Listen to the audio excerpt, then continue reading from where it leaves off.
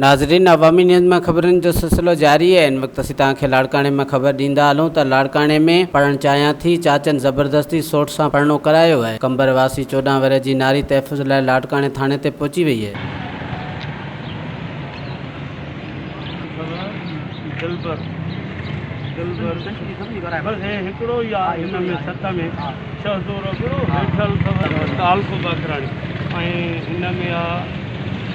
यारह नव में अथव 11